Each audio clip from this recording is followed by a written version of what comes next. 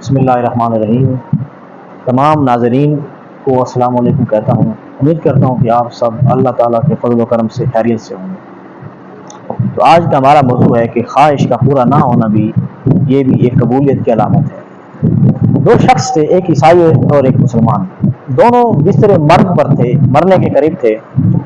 تو اب عیسائی کے دل میں یہ خواہش پیدا ہوگی کہ اس حالت میں مجھے مچھلی مل جائے، مچھلی کا گوشت مل جائے تاکہ میری صحت بحال ہو جائے اور میں چلنے کے قابل ہو جاؤں۔ اللہ پاک نے فرشتے کو حکم دیا، جاؤ اس کے گھر کے پاس ایک تالاب ہے، اس میں مچھلی جا کر ڈال دو تاکہ اس کی خواہش پوری ہو جائے۔ اب مسلمان کے دل میں یہ خواہش پیدا ہوئی کہ مجھے اس بستر مرگ کی حالت میں زیتون کا تیل میسر آ جائے۔ دوستان گرامی قدر، اب اللہ تعالیٰ نے فرشتے کو حکم دیا، جاؤ اس کی گھر میں الماری ہے، اس میں زیتون کا تیل ہے، جاؤ اسے گرا دو۔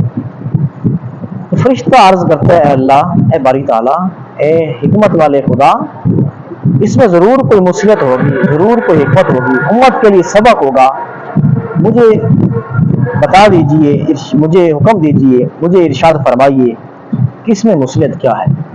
اللہ تبارک و تعالیٰ نے فرمایا کہ وہ جو عیسائی ہے نا، اس کے دامن میں ایک نیکی باقی ہے۔ میں چاہتا ہوں کہ جب وہ میرے پاس آئے تو وہ اس کی نیکی جو ہے وہ ختم ہو جائے، دنیا میں کے اندر اس کا کوئی بدلہ میرے پاس نہ ہو، سوائے جہنم کے اس کا کوئی ٹھکانہ نہ ہو۔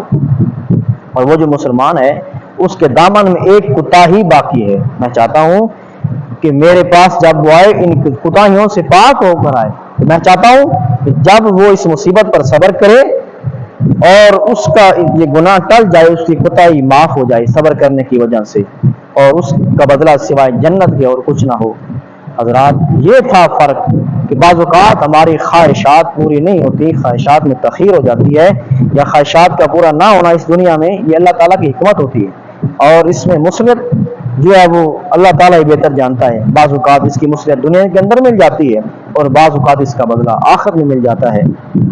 تو شاعر نے کیا خوب کہا تھا، ہزاروں خواہشیں ایسی کہ ہر خواہش پہ دم نکلے میرے ارماں مگر پھر بھی کم نکلے۔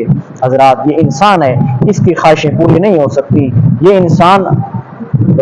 انسان جو ہے، اس کو اللہ تعالیٰ کی رضا پر راضی رہنا چاہیے، اللہ تعالیٰ سے فضل و کرم کی امید رکھنی چاہیے۔ اللہ تعالیٰ ہم سب کو عمل کرنے کی توفیق عطا فرمائے۔